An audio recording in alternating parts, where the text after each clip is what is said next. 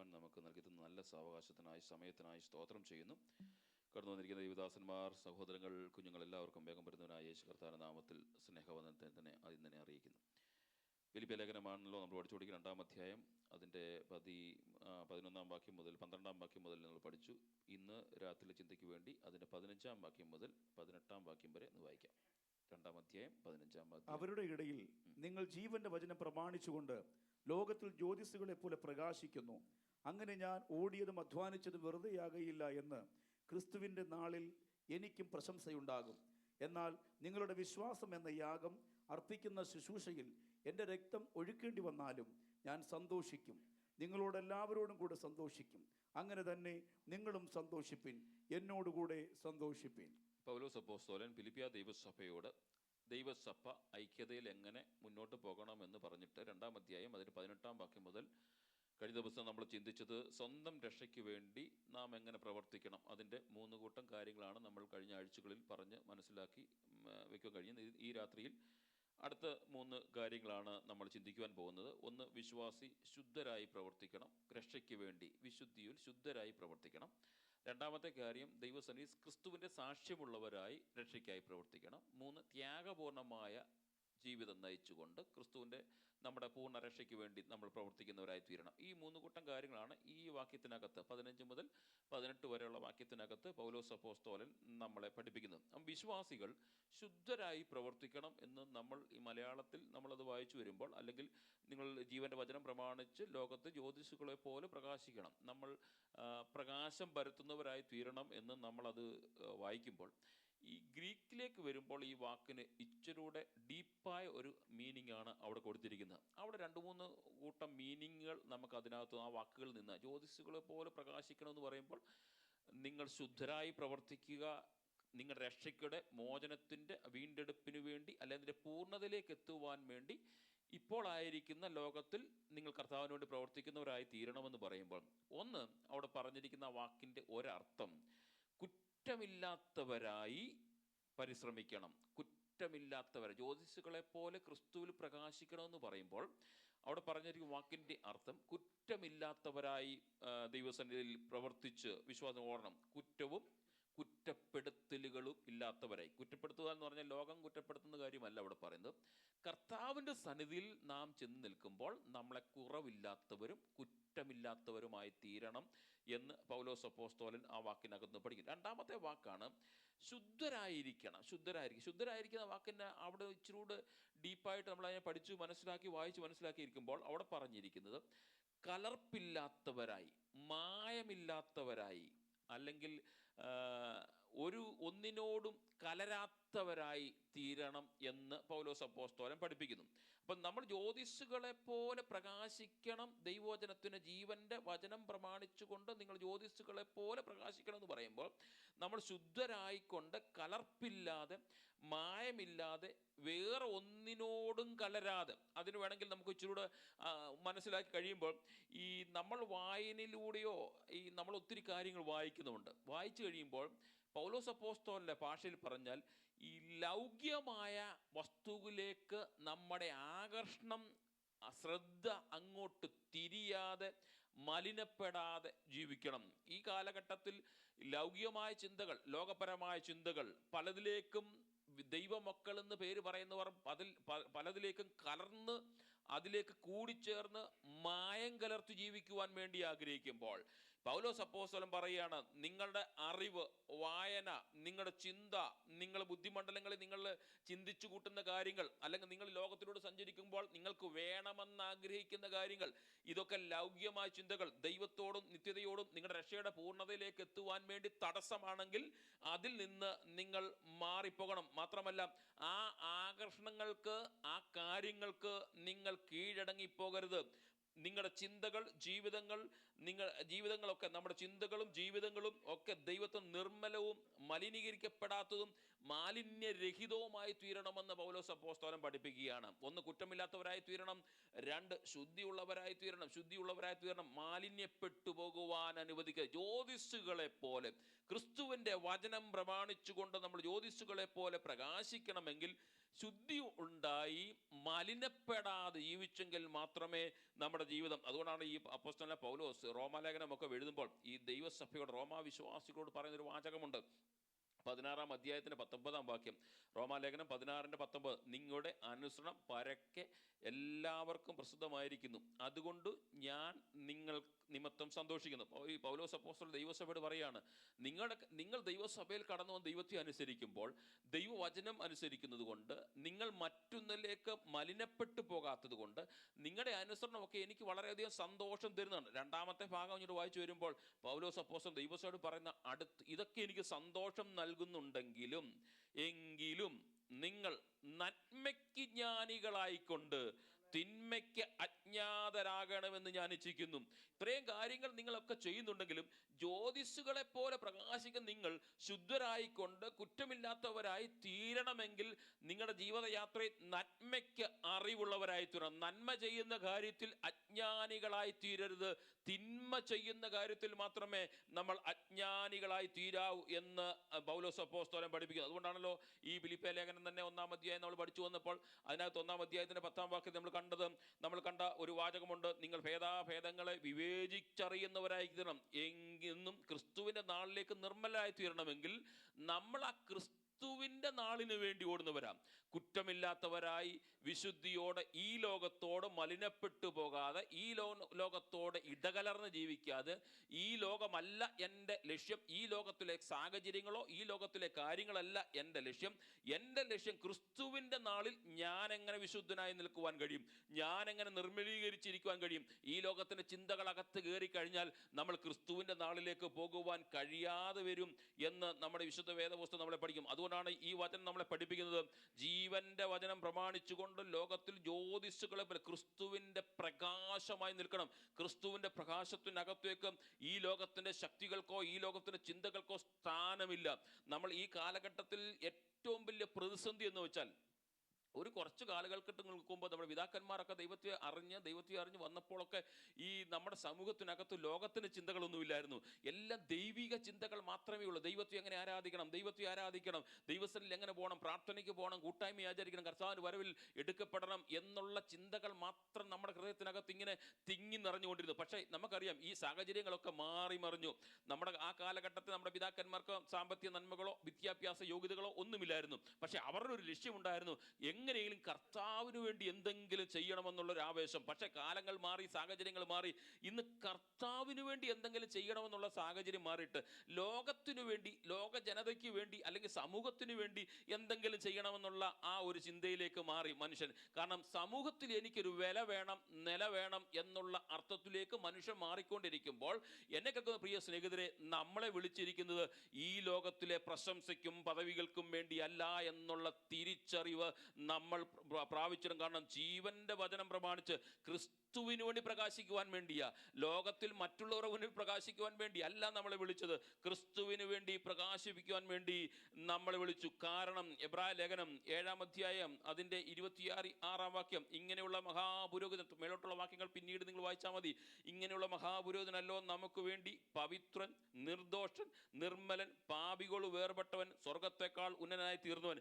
ഈ കർത്താവ് നമ്മുടെ കൂടെ ഉള്ളപ്പം ശുദ്ധിക്ക് വേണ്ടി ജീവിക്കുവാൻ, കുറ്റമില്ലാത്തവനായി ജീവിക്കുവാൻ വേണ്ടി കർത്താവ് നമ്മളെ തെരഞ്ഞെടുത്തിരിക്കുമ്പോൾ, ഈ ക്വാളിറ്റി ഉള്ള വ്യക്തി നമ്മോട് കൂടെ ഉള്ളപ്പം ഈ ക്വാളിറ്റികളെല്ലാം വിട്ടിട്ട് ലൗകികമായ കാര്യങ്ങൾക്ക് വേണ്ടി നമ്മൾ ഓടുന്നുണ്ടെങ്കിൽ നമുക്ക് കർത്താവിന് വേണ്ടി ഒന്നും ചെയ്യാൻ കഴിയത്തില്ല. ആ കർത്താവിൻ്റെ വചനം പ്രമാണിച്ച് അവസാന നിമിഷം അവിടേക്ക് എത്തിച്ചേരുവാൻ കഴിയത്തില്ല എന്ന് വേദപുസ്തകം നമ്മളെ പഠിപ്പിക്കുന്നു. എന്നെ പ്രിയ സ്നേഹിതരെ, എന്നെ ഈ വചനം കേൾക്കുന്ന നമ്മൾക്ക് ഓരോരുത്തർക്കും നമ്മുടെ ലക്ഷ്യം, നമ്മുടെ കാഴ്ചപ്പാടുകളും മാറിപ്പോകുവാൻ കഴിയില്ല. നമ്മളെ ഏൽപ്പിച്ച രക്ഷിക്കപ്പെട്ട ദിവസം, രക്ഷിക്കപ്പെട്ട നാളുകൾ, രക്ഷിക്കപ്പെട്ട വർഷങ്ങൾ, ദൈവസഭയിൽ കേട്ട ദൈവവചന ചിന്തകൾ ഒക്കെ നമ്മളെ എത്തിക്കുന്ന ഒരു സ്ഥലത്തിന് വേണ്ടി ആകാംക്ഷയോടെ ഇരിക്കുമ്പോൾ, അത് മാത്രമല്ല ഈ കാലഘട്ടത്തിന്റെ പ്രത്യേകതയൊക്കെ കഴിഞ്ഞ ദിവസം നമ്മൾ കേട്ടല്ലോ, ഈ കാലഘട്ടത്തിന്റെ പ്രത്യേകത അതിന്റെ അന്ത്യത്തിലേക്ക് എത്തുമ്പോൾ. അതുകൊണ്ടാണ് അവസാനം കാണുമ്പോൾ വിശ്വാസികൾ പോലും കാണത്തില്ല. വേദപുസ്തകം പറയുന്നത് പലർ വിശ്വാസത്തിന് വേണ്ടി പല കാലങ്ങൾ ചെയ്തു കൂട്ടിയവർ, പല രീതിയിൽ പ്രസംഗിച്ചവർ ഒക്കെ അവരുടെ വിശ്വാസത്തെ ത്യജിച്ചു കളയുമ്പോൾ ഈ രാത്രിയിൽ എന്നെ പ്രിയ സ്നേഹിതൻ നോക്കണം, അതിനെ ത്യജിക്കുന്നവരായിട്ടല്ല, ആ വിശ്വാസത്തെ ഒന്നുകൂടി മുറുകെ പിടിച്ചുകൊണ്ട് ലൗകികമല്ല എൻ്റെ ജീവിതം സ്വർഗീയമാണെന്നുള്ള ചിന്താഗതിയിൽ നമുക്ക് മുന്നോട്ട് പോകുവാൻ കഴിയണം. ഈ 2 തിമോഥെയോസ് ലേഖനമൊക്കെ വായിച്ചു വരുമ്പോൾ ഈ 4-ാം അധ്യായം 18-ാം വാക്യം നമുക്ക് വായിച്ചു വരും. കർത്താവ് തന്നെ സകല ദുഷ്പ്രവൃത്തിയിൽ വിടുവിച്ചു, തൻ്റെ സ്വർഗരാജ്യത്തിനെ രക്ഷിക്കും എന്ന് അവനു എന്നേക്കും മഹത്വം. നമ്മളെ രക്ഷിച്ചിരിക്കുന്നത് ഈ ലോകത്തിൻ്റെ താൽക്കാലിക സുഖങ്ങൾക്ക് വേണ്ടിയല്ല, സ്വർഗരാജ്യത്തിനായി രക്ഷിച്ചിരിക്കുകയാണ്. കാരണം ഇവിടെയല്ല നമ്മുടെ ഭവനം, ഇവിടെയല്ല എൻ്റെ ഡിപ്പോസിറ്റ്, ഇവിടെയല്ല എനിക്ക് ലഭിച്ച കാഴ്ചപ്പാട് കിടക്കേണ്ടത്, എൻ്റെ പേരോ പ്രസിദ്ധിയോ ഒന്നും ഇവിടെയല്ല. എൻ്റെ പേര് വേണ്ടത് എനിക്ക് വേണ്ടി രക്ഷകനായി തീർന്ന സ്വർഗരാജ്യത്തിലായി തീരണം എന്നുള്ള ആ ഒരു കാഴ്ചപ്പാടോട് കൂടി വേണം നമ്മൾ ഓടുവാൻ. അതുകൊണ്ടാണല്ലോ നമ്മൾ ഈ എല്ലാ ദിവസങ്ങളും പ്രാർത്ഥിക്കുമ്പോഴും പ്രാർത്ഥിച്ച ആശീർവാദം പറയുമ്പോഴും ഒക്കെ നമ്മൾ പറയുന്നൊരു വാക്യമാണ് യൂദായുടെ ലേഖനം 24-ാം വാക്യം, വീഴാതെ വണ്ണം നിങ്ങളെ സൂക്ഷിച്ച് തൻ്റെ മഹിമാസന കളങ്കമില്ലാത്തവരായി ആനന്ദത്തോട് നിർത്തുവാൻ ശക്തിയുള്ളവൻ. വീഴാതെ വണ്ണം നമ്മളെ നിർത്തുവാൻ കഴിവുള്ളവൻ്റെ ശക്തി നമ്മോട് കൂടെ ഉള്ളപ്പോൾ നമ്മൾ പലപ്പോഴും അതെല്ലാം വിട്ടിട്ട് ആ ശക്തിയെല്ലാം ത്യജിച്ചു കളഞ്ഞിട്ട് ഈ ലോകത്തിൻ്റെ ശക്തി അനുഭവിച്ചുകൊണ്ട് ഈ ലോകത്തിൻ്റെ സുഖസൗകര്യങ്ങൾക്ക് വേണ്ടി നമ്മുടെ കാഴ്ചപ്പാടുകൾക്ക്, ദൈവീയ കാഴ്ചപ്പാടുകൾ മാറിയിട്ട് നമ്മുടെ കാഴ്ചപ്പാടുകളിലേക്ക് നമ്മൾ മാറിപ്പോയിക്കൊണ്ടിരിക്കുന്നു. ഇവിടെ നമ്മൾ പഠിച്ചത് ഈ ശുദ്ധരായി തീരുക എന്ന വാക്കിന് ഇച്ചിരൂടെ അർത്ഥം കൊടുക്കുമ്പോൾ കുറ്റമില്ലാത്തവരായി തീരുകയും കലർപ്പില്ലാത്തവരായി തീരണം, മാത്രമല്ല കളങ്കമില്ലാത്തവരായി തീരണം. ആ വാക്കിൻ്റെ ഗ്രീക്ക് മീൻ ഡിവൈഡ് ചെയ്യുമ്പോൾ ലഭിക്കുന്ന വാക്കുകളാണ്. കളങ്കമില്ലാത്തവരായി നമ്മൾ വിശ്വാസികൾ ക്രിസ്തുവിന്റെ രക്ഷയ്ക്ക് വേണ്ടി പ്രവർത്തിക്കണം. അല്ലെങ്കിൽ നമ്മുടെ രക്ഷയുടെ വീണ്ടെടുപ്പിന് ലാസ്റ്റ് എൻഡ് പോയിന്റ് വരെ കളങ്കമില്ലാത്തവരായി പ്രവർത്തിക്കണം. കളങ്കം നമ്മുടെ ക്രിസ്ത്യ ജീവിതത്തിനകത്തേക്ക് കയറുവാൻ അനുവദിക്കരുത്. ഈ ജീവിതയാത്രയിൽ രക്ഷിക്കപ്പെട്ടു 2 ദിവസം കഴിഞ്ഞ്, 3 ദിവസം കഴിഞ്ഞ്, 2 വർഷം കഴിഞ്ഞ്, 30 വർഷം കഴിഞ്ഞ് ആ ജീവിതയാത്രയിൽ കളങ്കം കയറിപ്പോയാൽ രക്ഷയുടെ പൂർത്തീകരണത്തിലേക്ക് എത്തുവാൻ കഴിയില്ല.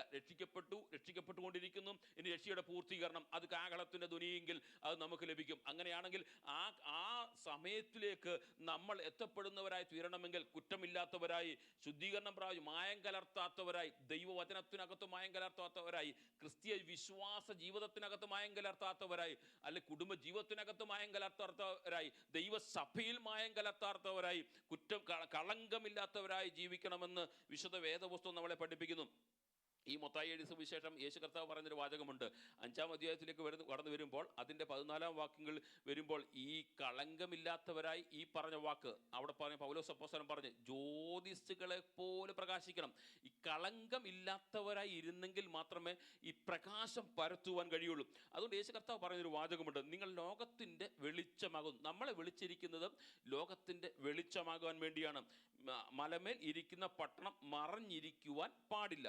വിളക്ക് കത്തിച്ചു പറയും കീഴിൽ അല്ല തണ്ടിന്മേൽ അത്ര വയ്ക്കുന്നത്, അപ്പോൾ അത് വീട്ടിലുള്ള എല്ലാവർക്കും പ്രകാശിക്കുന്നു. അപ്പോൾ നമ്മളെ വിളിച്ചിരിക്കുന്നത് ഈ വാക്യത്തിൻ്റെ അടിസ്ഥാനത്തിൽ ജ്യോതിസുകളെ പോലെ പ്രകാശിപ്പിക്കുവാൻ വേണ്ടി, ലോകത്തിൻ്റെ വെളിച്ചമായി പ്രകാശിക്കുവാൻ വേണ്ടി നമ്മളെ തിരഞ്ഞെടുത്തിരിക്കുമ്പോൾ നമ്മുടെ വെളിച്ചം പലപ്പോഴും നമ്മൾ അത് മറ്റുള്ളവരിലേക്ക് പ്രകാശിപ്പിക്കാൻ കഴിയാതെ അതിനെ മറച്ചു വെക്കുകയാണെങ്കിൽ ഈ രാത്രിയിൽ നമ്മൾ ഓർത്തോണം, ആ പ്രകാശം നമ്മൾ വെളിയിലേക്ക് എടുത്തു വെക്കുവാൻ കഴിയണം.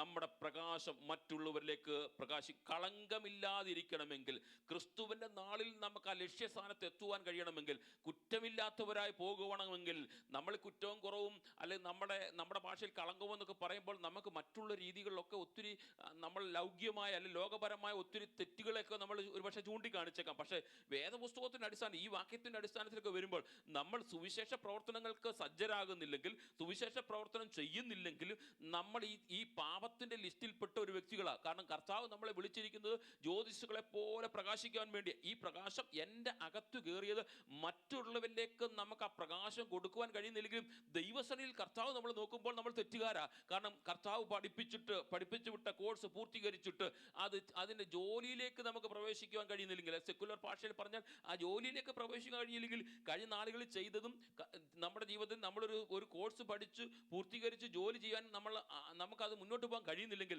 നമ്മൾ പണം, സമയം, നമ്മുടെ സാവകാശം എല്ലാം വേസ്റ്റ് ആകുന്നത് പോലെ ക്രിസ്തുവിലായി ജ്യോതിസുകളെ പോലെ പ്രകാശിക്കുവാൻ വേണ്ടി ലൈറ്റായി ലോകത്തിൽ നിൽക്കുന്ന ഒരു വ്യക്തി, അത് പ്രകാശിപ്പിക്കാൻ അതിൻ്റെ സ്വിച്ച് ഓൺ ചെയ്യാൻ കഴിയുന്നില്ലെങ്കിൽ അവൻ്റെ ചെയ്ത സമയം, സാവകാശം, അവസരങ്ങൾ എല്ലാം വേസ്റ്റ് ആക്കിയണമെങ്കിൽ അതൊരു തെറ്റാണെങ്കിൽ ഈ രാത്രി നമ്മൾ ചിന്തിക്കണം, ഞാൻ ഉൾപ്പെടെ ചിന്തിച്ചോണം.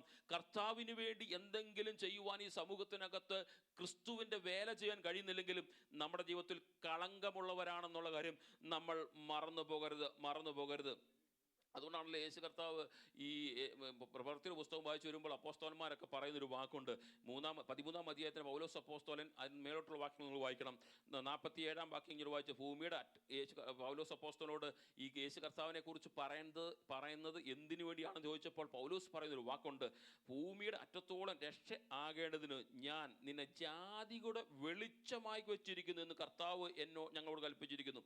ജാതികളുടെ വെളിച്ചമായി പൗലോസ് അപ്പോസ്തലൻ. നമുക്കറിയാം, ഒരു താൽക്കാലിക ഒരു മനുഷ്യനോ, ഒരു സാധാരണപ്പെട്ട മനുഷ്യനൊന്നും അല്ല ഈ പൗലോസ് അപ്പോസ്തലൻ. നമ്മുടെ ഭാഷയിലൊക്കെ പറഞ്ഞാൽ ഇന്നത്തെ കാലഘട്ടത്തിൽ അങ്ങനെ ഒരു മനുഷ്യൻ ഉണ്ടെങ്കിൽ പലതിനും മറച്ചു വെച്ചുകൊണ്ട് പല കാര്യങ്ങൾ ചെയ്യാതെ അവരുടെ പൊസിഷൻ നോക്കിക്കൊണ്ട് നിൽക്കേണ്ട ഒരു വ്യക്തിത്വം.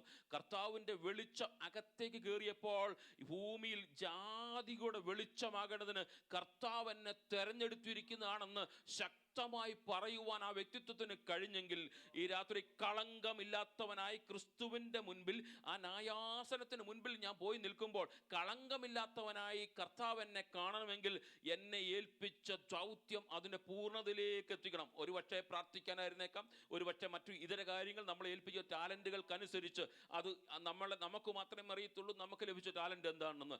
ആ ടാലൻറ്റ് നമുക്ക് വിനിയോഗിച്ചെടുക്കുവാൻ കഴിയുന്നില്ലെങ്കിൽ കളങ്കമുള്ളവരാണ്. ക്രിസ്തുവിൻ്റെ സന്നിധിയിൽ നമ്മൾ പോയി നിൽക്കുമ്പോൾ നമുക്ക് ലഭിച്ച വെളിച്ചം എവിടെ എന്നുള്ള ചോദ്യത്തിന് മുൻപിൽ നമുക്ക് ആൻസർ കൊടുക്കുവാൻ കഴിയില്ല. അതുകൊണ്ടാണ് എഫേസ്യ ലേഖനമൊക്കെ നമ്മൾ പഠിച്ചു വന്നപ്പോൾ 5-ാം അധ്യായമൊക്കെ പഠിച്ചു വന്നപ്പോൾ 5-ാം അധ്യായത്തിൽ 8-ാം വാക്യം അവിടെ പൗലോസ് അപ്പോസ്തലൻ പറഞ്ഞൊരു വാക്കുണ്ട്, എന്തുകൊണ്ട് ഈ വെളിച്ചം നമ്മൾ പ്രകാശിപ്പിക്കേണ്ടത്?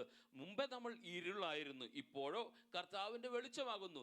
ഇരുളായിരുന്നു, ലോകത്തിൻ്റെ ലൗകിക ചിന്തകൾ കൊണ്ട്, ലോകത്തിൻ്റെ ലൗകിക ഇച്ഛകൾ കൊണ്ട്, ലോകത്തിൻ്റെ മറ്റ് ഇതര കാര്യങ്ങൾ കൊണ്ട് നടന്നപ്പോൾ നമ്മുടെ ജീവിതയാത്ര മുഴുവൻ ഇരുട്ടായിരുന്നു. പക്ഷെ ആ ഇരുട്ടിൽ നിന്ന് പ്രകാശത്തിലേക്ക് വന്നപ്പോൾ ആ പ്രകാശം തണ്ടിൽ മേൽ വെച്ച് മറ്റുള്ളവർക്ക് ഒരു ജ്യോതിസുകളെ പോലെ പ്രകാശിക്കുന്ന ഒരു ക്രിസ്തീയ ദൈവ പൈതലായി നമ്മൾ മാറണമെന്ന് പൗലോസ് അപ്പോസ്തലൻ നമ്മളെ പഠിപ്പിക്കുന്നു.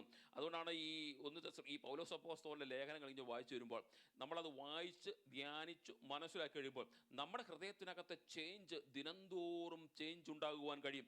ഈ ചേഞ്ച് ക്രിസ്ത്യ ജീവിതത്തിനകത്ത് ഉണ്ടാകേണ്ടത് പ്രസംഗം കേൾക്കുന്ന മുഖാന്തരമോ ആരെങ്കിലും പറയുന്നതിന് മുഖാന്തരമോ അല്ല. ദൈവവചനം വായിച്ചു ധ്യാനിച്ചു കഴിയുമ്പോൾ ഈ പൗലോസ് അപ്പോസ്തലനെയും അപ്പോസ്തലന്മാരുടെയും സുവിശേഷങ്ങൾ എഴുതപ്പെട്ട വാക്കുകളൊക്കെ വായിച്ച്, യേശു കർത്താവിൻ്റെ വാക്കുകളൊക്കെ വായിച്ചു വരുമ്പോൾ ദിനംതോറും നമ്മുടെ ലൈഫിനെ നമുക്ക് ചേഞ്ച് ചെയ്തെടുക്കുവാൻ കഴിയുന്ന അനേക വാചകങ്ങൾ അതിനകത്തും ദിനംതോറും നമുക്ക് മനസ്സിലാക്കി എടുക്കുവാൻ കഴിയും. അതുകൊണ്ടാണല്ലോ ഈ 1 തെസ്സലോനിക്കർ 5-ാം അധ്യായത്തിൻ്റെ 5 മുതൽ താഴോട്ട് വാക്യം 11-ാം വാക്യം വരെ ഒന്ന് വായിക്കണം. നിങ്ങളെല്ലാവരും വെളിച്ചത്തിൻ്റെ മക്കളും പകലിൻ്റെ മക്കളും ആകുന്നു, നാം രാത്രിക്കും ഇരുളും ഉള്ളവരല്ല. ഇങ്ങനെ താഴോട്ട് വായിച്ചു പറയണം. നമ്മൾ ഉറങ്ങുന്നവർ രാത്രി ഉറങ്ങുന്നു, മദ്യപിക്കുന്നവർ രാത്രി മദ്യപിക്കുന്നു, നാമോ പകലിനുള്ളവരായാൽ വിശ്വാസ സ്നേഹം എന്ന കവചം ശിരസ്ത്രമായി രക്ഷയുടെ പ്രത്യാശം ധരിച്ചുകൊണ്ട് സുബോധമായിരിക്കുക.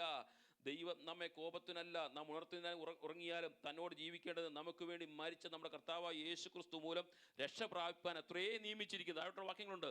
അപ്പോൾ നമ്മളെ നിയമിച്ചിരിക്കുന്ന ദൗത്യം, നമ്മളെ ആക്കി വെച്ചിരിക്കുന്ന സമൂഹത്തിനകത്ത്, നമ്മുടെ ചുറ്റുപാടുകൾക്കകത്ത്, കുടുംബത്തിനകത്ത്, നമ്മുടെ വീടിനകത്ത്, നമ്മുടെ മറ്റിതര സ്ഥലങ്ങളിൽ നമ്മെ ആക്കി വെച്ചിരിക്കുന്ന ദൗത്യം ആ കർത്താവിൻ്റെ രക്ഷ നമ്മൾ പ്രാപിച്ചതിനെ പ്രവൃത്തി ലൈഫിലേക്ക് കൊണ്ടുവരുവാൻ വേണ്ടിയാണ്. സമയത്തിന് പരിമിതി മുഖാന്തരം ഞാൻ വേഗം ആ ഭാഗം നിർത്തി മുന്നോട്ട് കടന്നു പോവുകയാണ്. ഇനി സാക്ഷ്യം വഹിക്കുന്നവരായി തീരണം. രക്ഷയുടെ പൂർത്തീകരണത്തിലേക്ക് എത്തുവാൻ വേണ്ടി, മോചനത്തിൻ്റെ പൂർത്തീകരണത്തിലേക്ക് എത്തുവാൻ വേണ്ടി നമ്മൾ സാക്ഷ്യം പ്രാപിക്കുന്ന, അവിടെ പറഞ്ഞിരിക്കുന്ന വാചകം ഇങ്ങനെയാണ്, ജീവന്റെ വചനം മുറുകെ പിടിക്കുന്നവരായി തീരണം. ജീവന്റെ വചനം മുറുകെ പിടിക്കുന്നവരായി തീരണം. ഈ വചനം, ലോകത്തിൻ്റെ ശക്തികൾ കടന്നു വരുന്നത് ഈ വചനത്തെ നശിപ്പിക്കുവാൻ വേണ്ടിയാണെങ്കിൽ ഒരു ദൈവ വൈതൽ ജീവന്റെ വചനം നമ്മൾ മുറുകെ പിടിക്കുന്നവരായി. ഈ വചനത്തിൽ പറഞ്ഞിരിക്കുന്നത്, കഴിഞ്ഞ ക്ലാസ്സിൽ ഞാൻ പറഞ്ഞതുപോലെ, ഈ വേദപുസ്തകത്തിനകത്ത്, ഈ വചനത്തിനകത്ത് അപ്പോസ്തലന്മാർ പരിശുദ്ധാത്മാവിനാൽ എഴുതപ്പെട്ട്, യേശു കർത്താവിനാൽ എഴുതപ്പെട്ടത്, ഇനി പഴയ നിയമ പുസ്തകങ്ങൾ ദൈവദാസന്മാർ മുഖാന്തരം എഴുതപ്പെട്ടത്, ആ വചനത്തിന് പ്രമാണത്വങ്ങൾക്ക് എതിരെ പറയുന്നതെല്ലാം ദുരുപദേശമാണ്. അങ്ങനെയാണെങ്കിൽ ഈ വചനത്തെ മുറുകെ പിടിക്കുന്നവരായി നമ്മൾ മാറണം. വചനത്തിനെതിരെ ഇന്നലെ വരെ പ്രസംഗിച്ചവർ, വചനം നല്ല ശക്തിയോട് പ്രസംഗിച്ചവർ, ഇന്ന് വചനത്തിനെതിരെ പറയുമ്പോൾ അതിൻ്റെ പുറകെ പോകുന്നവരല്ല, അത് തെറ്റാണെന്ന് മനസ്സിലാക്കി ഈ വചനത്തിലൂടെ നമ്മൾ കാഴ്ചപ്പാട് പ്രാപിക്കുന്നവരായി തീരണം. അതുകൊണ്ടാണ് യേശു കർത്താവ് പറയുന്നത്, യോഹന്നാന്റെ സുവിശേഷം എഴുതി വരുമ്പോൾ യേശു കർത്താവ് പറയുന്ന ഒരു വാചകമുണ്ട്, 10-ാം അധ്യായത്തിന്റെ 10-ാം വാക്യം: മോഷ്ടിപ്പാനും അറപ്പാനും മുടിപ്പാനും അല്ലാതെ കള്ളൻ വരുന്നില്ല, അവർക്ക് ജീവൻ ഉണ്ടാകേണ്ടതിനും സമൃദ്ധിയായ ജീവൻ ഉണ്ടാകേണ്ടതിനും അത്രേ ഞാൻ വന്നിരിക്കുന്നു. അപ്പൊ യേശു കർത്താവിന്റെ വചനം നമ്മുടെ ഹൃദയത്തിൽ, വചനം പ്രമാണിക്കേണ്ടതല്ല, വചനം നമ്മൾ മുറുകെ പിടിക്കേണ്ട ആവശ്യകത. ഈ പലരും വന്നവരൊക്കെ, ഇന്നലെ വരെ മുറുകെ പിടിച്ചവരൊക്കെ ഈ പ്രമാണത്തെ നശിപ്പിച്ചു അവരുടെ ജീവിതയാത്രയിൽ ആത്മീകത വിട്ടിട്ട് അവരുടെ ജീവിതയാത്രയിൽ ഈ ലൗകിക ചിന്തകൾ കടന്നു വരുന്നു കഴിയുമ്പോൾ, ഈ ലൗകിക ചിന്തകളൊക്കെ എന്ന് പറയുമ്പോൾ ലോകത്തിൻ്റെ ചിന്തകൾ, ലോകത്തിൻ്റെ ഇഷ്ടങ്ങൾ, ലോകത്തിൻ്റെ ഹിതപ്രകാരമൊക്കെ നമ്മൾ മുന്നോട്ട് പോകുവാൻ വേണ്ടി ആഗ്രഹിക്കുകയോ അതും പ്രകാരമൊക്കെ പോകുന്നുണ്ടെങ്കിൽ ഒരു കാര്യം ഓർത്തോണം, അകത്തുനിന്ന് പരിശുദ്ധാത്മാവ് പോയെന്നുള്ളതിൻ്റെ 100% തെളിവാണ് ലൗകിക ചിന്തകൾ, ലൗകിക കാര്യങ്ങൾ അല്ലെങ്കിൽ ലോക ചിന്തകൾ ഇങ്ങനെ ആയി തീരണം എന്നുള്ള ചിന്തകൾ കടന്നു വരുമ്പോൾ ഓർത്തോണം, അതെല്ലാം നഷ്ടപ്പെട്ടു, ആത്മീയത നഷ്ടപ്പെട്ടു പോയി. അവരുടെ ലക്ഷ്യമെന്ന് പറഞ്ഞാൽ മുടിപ്പാനും അറപ്പാനും മോഷ്ടിപ്പാനും മാത്രമാണ്. എങ്ങനെയെങ്കിലും ഇതിന് ഞാനോ ഇല്ല, ഇനി എൻ്റെ കാലം കഴിയാൻ പോകുന്നു, അവിടെ കൊണ്ട് ഇതങ്ങ് തീർത്തേക്കാം എന്നുള്ള ലക്ഷ്യത്തോട് പോകുമ്പോൾ എന്നെ കേൾക്കുന്ന പ്രിയ സ്നേഹിതരെ, നമുക്കുണ്ടാകേണ്ടത്, നമുക്ക് ജീവൻ തന്നവന് സമൃദ്ധിയായ ജീവൻ ഉണ്ടാക്കി തരുന്ന, അല്ലെങ്കിൽ നമ്മോട് വചനത്തെ പ്രമാണിച്ച് ജീവിക്കുവാൻ വേണ്ടി നമ്മോടൊപ്പമുള്ള ഒരു കർത്താവുണ്ട്. അതുകൊണ്ട് നിത്യജീവൻ, അവർക്ക് നിത്യജീവൻ കൊടുക്കുന്നു. അത് ഒരു നാളും നശിച്ചു പോകുന്നില്ല.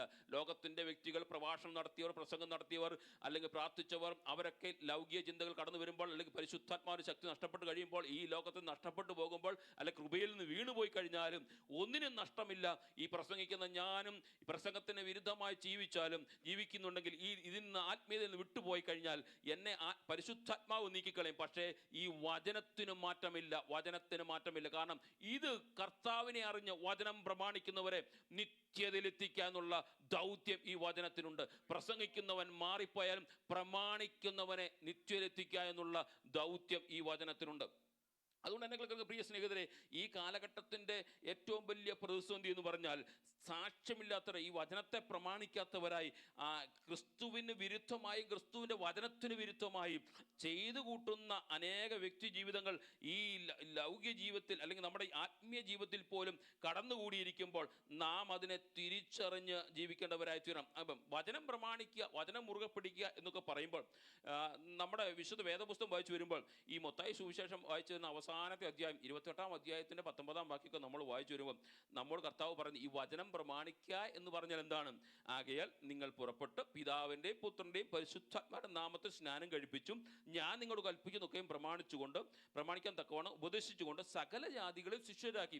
വചനം പ്രമാണിക്കുക, ക്രിസ്തുവിൻ്റെ സാക്ഷ്യത്തിനു വേണ്ടി, നമ്മുടെ രക്ഷയുടെ പൂർത്തീകരണത്തിലേക്ക് എത്തുവാൻ വേണ്ടി ഞാൻ പ്രാപ്തനായി മുന്നോട്ട് പോകുമ്പോൾ ഈ വചനം പ്രമാണിക്കാൻ അകത്തു കയറിയവൻ ചെയ്യേണ്ട കാര്യങ്ങളാണ്. നിങ്ങൾ സകലരെയും ഉപദേശിച്ച് ശിഷ്യരാക്കിക്കൊള്ളണം, ദൈവകൽപ്പന അനുസരിച്ചുകൊണ്ട് അത് മുന്നോട്ട് പോകുവാൻ. അങ്ങനെയുള്ളവനോട് യേശു കർത്താവ് പറയാണ്, ഞാനോ ലോകാവസാനത്തോളം എല്ലാ നാളും നിങ്ങളോട് കൂടെയുണ്ട്. ആ വാക്കു മാത്രം നമുക്ക് വലിയ ഇഷ്ടമാണ്. നമ്മുടെ പ്രാർത്ഥനയിലും, നമ്മുടെ രഹസ്യ പ്രാർത്ഥനയിലും പരസ്യ പ്രാർത്ഥന നമ്മൾ പറയുന്ന വാക്കാണ്, ഞാൻ ലോകാവസാനത്തോളം കർത്താവ് എൻ്റെ കൂടെയുണ്ട്. പക്ഷേ ജീവന്റെ വചനം പ്രമാണിച്ചുകൊണ്ട്, അതിനെ പ്രമാണിച്ചു മുന്നോട്ട് പോകുന്നവൻ ക്രിസ്തുവിൻ്റെ സാക്ഷിയായിക്കൊണ്ട്, ശിഷ്യരാക്കിക്കൊണ്ട്, കൽപ്പന അനുസരിപ്പിച്ചുകൊണ്ട്, ദൈവസഭയുടെ ഭാഗമാക്കിക്കൊണ്ട് മുന്നോട്ട് പോകുന്നവൻ്റെ കൂടെ ലോകം കാണത്തില്ല, രാഷ്ട്രീയ പാർട്ടികൾ കാണത്തില്ല, സമൂഹം കാണത്തില്ല. അവരാരും കണ്ടില്ലെങ്കിലും ആര് കാണും? ഞാനോ ലോകാവസാനത്തോളം നിന്നോട് കൂടെ ഉണ്ടാകും. ഇത് എഴുതുമ്പോൾ വളരെയധികം പ്രതിസന്ധിയിലൂടെ കടന്നു പോകുന്ന ദൈവസഭ അല്ലെങ്കിൽ ദൈവശിഷ്യന്മാർ പ്രതിസന്ധിയിലൂടെ കടന്നു പോയി കഴിഞ്ഞപ്പോൾ അവർ അന്നത്തെ ഭരണാധികാരികൾ ആരും ഇല്ലായിരുന്നു. ഭരണാധികാരികൾക്ക് വേണ്ടി അവർ ആവേശം കൂട്ടിയില്ല. ഭരണാധികാരികളോട് യാചിക്കേണ്ട കാര്യം അവർക്കില്ലായിരുന്നു. കാരണം അവർക്കറിയാം, ഒരുവൻ ഞങ്ങളോട് കൂടെ ഉണ്ടെന്ന് ഉറപ്പ് തന്നിട്ടുണ്ട്. നമ്മുടെ ക്രിസ്ത്യ ജീവിതയാത്രയിൽ നമുക്ക് വേണ്ട ഏറ്റവും വലിയ ഉറപ്പുണ്ടെന്ന് അറിയാമോ?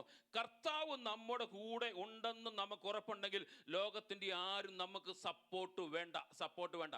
ഇനി കർത്താവ് നമ്മുടെ കൂടെ ഇല്ല എന്ന് ഉറപ്പ് വന്നു കഴിഞ്ഞാൽ പിന്നെ ലോകത്തിൻ്റെ സപ്പോർട്ട് നമുക്ക് വേണം. അതാണല്ലോ കഴിഞ്ഞ ദിവസം നമ്മൾ കേട്ടത്. ഞാൻ പറഞ്ഞത് നിങ്ങൾ ക്ഷമിക്കണം. അതുകൊണ്ട് കഴിഞ്ഞ ദിവസം പറഞ്ഞത് ഞങ്ങൾക്ക് MLA-മാരെ വേണം, ഞങ്ങൾക്ക് MLA-മാരെ നിർത്തണം എന്നൊക്കെ പറയുന്ന കാര്യം കർത്താവിൻ്റെ സാന്നിധ്യം നഷ്ടപ്പെട്ടു പോയി. കർത്താവിൻ്റെ സാന്നിധ്യം ഇല്ലാത്തപ്പോൾ ഇതൊക്കെ നമുക്ക് സപ്പോർട്ടിന് ആവശ്യമാണ്. പക്ഷേ എൻ്റെ പ്രിയ സ്നേഹിതൻ, അതിൻ്റെ ആ വാക്കുകൾ ഇങ്ങനെ ഞാൻ കേട്ടപ്പോൾ എന്നെ ചിന്തിപ്പിച്ച വാക്യം, കഴിഞ്ഞ കാലങ്ങളിൽ വിശുദ്ധിക്ക് വേണ്ടി നിന്ന് രക്തസാക്ഷിയായ പിതാക്കന്മാർ നമ്മുടെ മുൻപിലുണ്ട്, സഹോദരങ്ങളുണ്ട്. അവർക്കൊക്കെ ഒരു പക്ഷേ അവരുടെ ജീവിതയാത്രയുടെ സാമ്പത്തിക ശ്രേഷ്ഠ നിമിത്തമോ അവരുടെ സാഹചര്യങ്ങളൊക്കെ ഉണ്ടെങ്കിൽ അവർക്കൊക്കെ ഭരണാധികാരികളുടെ മുൻപിൽ പോയി പറഞ്ഞാൽ കേൾക്കുന്ന അനേകരുണ്ടായിരുന്നു. പക്ഷേ ആ വാക്കുകൾക്ക് വില കൊടുക്കുന്ന അനേക വ്യക്തി ജീവിതങ്ങൾ ക്രിസ്തുവിന് വേണ്ടി രക്തസാക്ഷികളായെങ്കിൽ അവരൊക്കെ നമ്മോട് ചോദിക്കും, ഞങ്ങൾക്ക് സപ്പോർട്ട് ലോകാവസാനത്തോളം അല്ലെ എൻ്റെ ജീവൻ ഈ മണ്ണിൽ പോകുന്ന നിമിഷം വരെയും കൂടെയുള്ള ഒരു കർത്താവ് എനിക്കുണ്ടെങ്കിൽ ലോകത്തിൻ്റെ ഒരു ശക്തിയോ ഒരു വ്യക്തിയോ കൂടെയില്ല. നമ്മുടെ ലക്ഷ്യം അതായിരിക്കണം, എൻ്റെ കർത്താവ് എൻ്റെ കൂടെയുണ്ട്. ഇനി എൻ്റെ കർത്താവ് എൻ്റെ കൂടെ ഇല്ലെങ്കിൽ ലോകത്തിൻ്റെ ഒരു ശക്തിക്കും എന്നെ സഹായിക്കുവാൻ കഴിയില്ല. എൻ്റെ കർത്താവ് എൻ്റെ കൂടെ ഉണ്ടെങ്കിൽ എൻ്റെ തലമുടി നാരുകൾക്കിടയിൽ പോലും എനിക്കൊരു പ്രയാസം ഉണ്ടാകുവാൻ എൻ്റെ കർത്താവ് അനുവദിക്കത്തില്ല. ഈ കർത്താവ് അനുവദിക്കാതെ നമ്മുടെ ജീവിതയാത്ര ഒന്നും സംഭവിക്കത്തില്ല. അത് ജീവിതയാത്രയിൽ പ്രതിസന്ധി ആയിക്കോട്ടെ, ദുഃഖമായിരുന്നോട്ടെ, ഭാരമായിരുന്നോട്ടെ, ഇതിനെല്ലാം കർത്താവ് ഒരു സാഹചര്യം തരും. അതിന് അർത്ഥം കഷ്ടത ഉണ്ടാകുമ്പോൾ നമ്മൾ ഓർക്കരുത് കർത്താവ് നമ്മളെ മറന്നുപോയെന്ന് വിചാരിക്കരുത്. കഷ്ടതയും വേദനയും നിരാശയും ദുഃഖവും രോഗവും ഒക്കെ കടന്നു വരുമ്പോൾ ഒരു കാര്യം ഓർത്തോണം, കർത്താവ് നമ്മുടെ കൂടെയുണ്ട്. എന്തിനു വേണ്ടി? ഒന്നും കൂടെ നമ്മുടെ പിതാവിനോട് നടക്കുവാൻ വേണ്ടി. കാരണം ഈ കഷ്ടത ഇല്ലെങ്കിൽ, സന്തോഷം മാത്രം, നിരാശയും കണ്ണുനീരും ഒന്നുമില്ലെങ്കിൽ നമ്മൾ ഒരുപക്ഷെ പ്രാർത്ഥനയിൽ അല്പം മടി കാണിച്ചെന്ന് വന്നേക്കാം, നമ്മൾ രാവിലെ എഴുന്നേൽക്കുന്ന കാര്യത്തിൽ അല്പം മടി കാണിച്ചു വന്നേക്കാം. പക്ഷേ കഷ്ടതയോ വേദനയോ നിരാശയോ ആരുടെയെങ്കിലും വാക്കുകളിൽ നിന്ന് മുറിവേൽക്കുകയൊക്കെ ചെയ്യുമ്പോൾ നമ്മൾ ഇച്ചിരൂടെ കർത്താവിനോട് അടുക്കും. കർത്താവേ, എൻ്റെ ജീവിതയാത്ര ആ നിമിഷം കർത്താവ് പറയും, നീ എന്നോട് ചേർന്നിരിപ്പിൻ, നിന്നോടൊപ്പം ഞാനുണ്ട്. ഞാൻ ഇനി വേഗം മുന്നോട്ട് കടന്നു പോകട്ടെ. അവസാനത്തെ വാക്കാണ് ത്യാഗപൂർണമായ ക്രിസ്ത്യ ജീവിതം. ക്രിസ്ത്യ രക്ഷയുടെ പൂർത്തീകരണത്തിലേക്ക് എത്തുവാൻ വേണ്ടി ത്യാഗപൂർണമായ ക്രിസ്ത്യ ജീവിതത്തിലേക്ക് നമ്മൾ എത്തണം. ആ ത്യാഗം ദൈവസന്നിധിയിൽ, അത് പൗലോസ് അപ്പോസ്തലൻ പറയുന്ന ഒരു കാര്യമുണ്ട്, നിങ്ങൾക്ക് വേണ്ടി ഞാൻ രക്തമൊഴിക്കുവാൻ അല്ലെ ജീവനെ അങ്ങ് നഷ്ടപ്പെടുത്തി കളയുവാനും എനിക്ക് സന്തോഷമുണ്ട്. കാരണം എൻ്റെ ജീവിതയാത്രയിൽ ഞാൻ നേടിയതും ഈ ലോകയാത്രയിൽ ഞാൻ നേടിയതെല്ലാം അതെല്ലാം എനിക്ക് ചപ്പും ചവറുമാണ്. പക്ഷേ നിങ്ങൾക്ക് വേണ്ടി എൻ്റെ രക്തം ഒഴിക്കുന്നതിൽ ഞാൻ സന്തോഷവാനാണ്. എൻ്റെ പ്രിയ സ്നേഹിതരെ, ക്രിസ്ത്യ ജീവിതം എന്ന് പറയുന്നത് ത്യാഗപൂർണമായ ഒരു ജീവിതമാണ്. അത് സന്തോഷത്തിൻ്റെ പട്ടുമെത്തിയല്ലെന്നുള്ള കാര്യം നമ്മൾ തിരിച്ചറിയണം. ക്രിസ്ത്യ ജീവിതത്തിനകത്ത് കർത്താവിനോട് എത്രമാത്രം അടുക്കുന്നു അത്രമാത്രം ഒരു പക്ഷേ നമ്മുടെ ജീവിതത്തിൽ പ്രതിസന്ധികളും ശോധനകളൊക്കെ ജീവിതയാത്രയിൽ കടന്നു വന്നേക്കാം. അന്നേരം നമ്മൾ കൈവിട്ട ദൈവത്തെ അല്ല ആരാധിക്കുന്നത്, ചേർത്ത് പിടിക്കുന്ന ഒരു ദൈവത്തെയാണ്. ഒരുപക്ഷെ ലോകം നമ്മളെ തള്ളിക്കളഞ്ഞേക്കാം, ത്യാഗം കടന്നു വരുമ്പോൾ, കഷ്ടത കടന്നു വരുമ്പോൾ ലോകം കടന്നു വന്നേക്കാം. പൗലോസ് പറയാണ്, ഫിലിപ്പിയ ദൈവസഭയോട് പറയാണ്, നിങ്ങൾക്ക് വേണ്ടി നിങ്ങൾ കേട്ട കാര്യങ്ങളെല്ലാം വെച്ച് നോക്കുമ്പോൾ നിങ്ങൾക്ക് വേണ്ടി എൻ്റെ ജീവനെ കളയുവാൻ ഞാൻ തയ്യാറാണ്. അങ്ങനെയാണെങ്കിൽ ഒരു ക്രിസ്ത്യ ജീവിതയാത്രയിൽ എൻ്റെ പ്രിയ സ്നേഹിതരെ, നമ്മൾ അങ്ങനെ ഉള്ളവരായി തീരണം. കർത്താവിന് വേണ്ടി എന്തും ചെയ്യുവാൻ നാം തയ്യാറാണ്. അതുകൊണ്ടാണ് പൗലോസ് അപ്പോസ്തലൻ റോമാലേഖനം 12-ാം അധ്യായത്തിൻ്റെ 1 താഴോട്ടുള്ള വാക്യങ്ങൾ വായിച്ച്, സഹോദരന്മാരെ, മനസ്സിൽ ഉറപ്പിച്ച് നിങ്ങളെ പ്രബോധിക്കും, നിങ്ങൾ ബുദ്ധിയുടെ ആരാധനയായി നിങ്ങളുടെ ശരീരങ്ങളെ ജീവനും വിശുദ്ധിയും ദൈവത്തിന് പ്രസാദമുള്ള യാഗമായി സമർപ്പിപ്പിൻ. നമ്മൾ ദൈവസന്നിധിയിലേക്ക് കടന്നു വരുമ്പോൾ നമ്മുടെ ആരാധന എന്ന് പറയുന്നത് ഈ ദൈവത്തിന് വേണ്ടി എന്തും ചെയ്യുവാൻ ഞാൻ തയ്യാറാണ്. എനിക്ക് വേണ്ടി കാൽവറിയുടെ കുലക്കളത്തിൽ ജീവനെ യാഗമായി തീർന്ന് ആ കർത്താവ് എനിക്ക് വേണ്ടി ജീവിക്കുന്നു, അവൻ എന്നോടൊപ്പം ഉണ്ടെന്നുള്ള ആ പൂർണ്ണ വിശ്വാസത്തിൽ നമ്മൾ ജീവിക്കുമ്പോൾ നമ്മുടെ ശരീരങ്ങളെ ജീവനും വിശുദ്ധിയും ദൈവത്തിന് പ്രസാദമുള്ള യാഗമായി തീരും. ഈ ജീവനും വിശുദ്ധിയും ദൈവത്തിന് പ്രസാദമുള്ള യാഗമായി നമ്മൾ മുന്നോട്ട് കടന്നു വരുമ്പോൾ നമുക്ക് ഒത്തിരി കുത്തുകൾ ഉണ്ടാകും. ഈ പൗലോസിന്റെ ചരിത്രം നമുക്കറിയാമല്ലോ. ശൂലം മാറാത്തൊരു പൗലോസ്, പ്രാർത്ഥിച്ചിട്ട് 3-ാം സ്വർഗത്തോളം എടുക്കപ്പെട്ടൊരു പൗലോസ്. നമ്മൾ ഓർക്കണം, നമ്മളറിയും ദൈവീയ ദർശനത്താൽ 3-ാം സ്വർഗത്തോളം എടുക്കപ്പെട്ടിട്ടില്ല. പക്ഷെ 3-ാം സ്വർഗത്തോളം എടുക്കപ്പെട്ട് ആ പൗലോസ് അപ്പോസ്തലൻ പറയാണ്, എനിക്ക് ഇപ്പോഴൊരു കുത്തുണ്ട്, ഒരു ശൂലം എൻ്റെ ശരീരത്തിലുണ്ട്, ആ ശൂലം മാറിപ്പോകുന്നില്ല.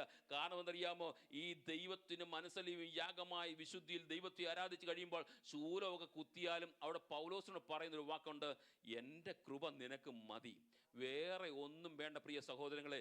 ജീവിതയാത്രയിൽ പ്രതിസന്ധി അനുഭവിക്കുന്നുണ്ടെങ്കിൽ ആ ദൈവത്തിന് വേണ്ടി ജീവിതയാത്രയിൽ നമ്മൾ യാഗമായി തീരുവാൻ വേണ്ടി സമർപ്പിച്ചു കഴിയുമ്പോൾ, നമ്മുടെ ജീവിതം ഈ ലോക ജീവിതയാത്രയിൽ ലൗകിക ചിന്തകളിൽ നിന്ന് വെടിയുമ്പോൾ, ഈ ലോകയാത്രയിൽ കർത്താവിന് വേണ്ടി നിത്യതയ്ക്ക് വേണ്ടി മാത്രം ഓർമ്മയോടും പ്രത്യാശയോടും പ്രതീക്ഷയോടും കാത്തിരിക്കുമ്പോൾ ചില പ്രതിസന്ധികൾ ജീവിതയാത്രയിൽ കടന്നു വരും. എന്തിനു വേണ്ടി? സാത്താൻ അവൻ മുടിപ്പാനും അറപ്പാനും കൊല്ലുവാനും ഒക്കെ കടന്നു വരുന്നത്, അവൻ മുന്നോട്ട് വിടാതിരിക്കാൻ കടന്നു വരുമ്പോൾ ആ ദൈവസ്ഥനെ മുഴങ്കാലം മടക്കി പ്രാർത്ഥിക്കുന്ന ദൈവം എന്ന് പറയും, പ്രിയ സഹോദര സഹോദരി കുഞ്ഞെ, എൻ്റെ കൃപ നിന്നോട് കൂടെയുണ്ട്.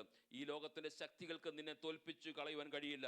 അങ്ങനെയാണെങ്കിൽ ഈ രാത്രിയിൽ എന്നെ കേൾക്കുന്ന പ്രിയ സഹോദരങ്ങളെ, നമ്മുടെ ശരീരം കൊണ്ട് ദൈവത്തെ ഒന്ന് വിശുദ്ധിയിൽ പ്രസാദിപ്പിക്കുവാൻ കഴിയണം. അത് താഴോട്ടുള്ള വാക്ക് 1 കൊരിന്ത്യർ ലേഖനം 6-ാം അധ്യായത്തിൻ്റെ 20-ാം വാക്യം താഴോട്ടുള്ള വാക്യങ്ങൾ വായിച്ചു വരുമ്പോൾ, ആകെ നിങ്ങളുടെ ശരീരം കൊണ്ട് ദൈവത്തെ മഹത്വപ്പെടുത്തി, ദൈവത്തിൻ്റെ ദാനമായി നിങ്ങൾ ഇരിക്കുന്ന പരിശുദ്ധാത്മാവിൻ്റെ മന്ദിരമാകുന്നെന്നും നിങ്ങളുടെ ശരീരം ഇന്ന് നിന്നും നിങ്ങൾ വിലയ്ക്ക് വാങ്ങിയിരിക്കിയാൽ നിങ്ങൾ താന്താങ്ങൾക്കുള്ളവരല്ല എന്നും അറിയുന്നല്ലോ. ആകയാൽ നാം നമുക്കുള്ളവരല്ല, മറ്റുള്ളവർക്കുള്ളവരല്ല എന്ന് തിരിച്ചറിഞ്ഞ്, ആകയാൽ നിങ്ങളുടെ ശരീരം കൊണ്ട് ദൈവത്തെ മഹത്വപ്പെടുത്തുന്നവരായി തീരണം.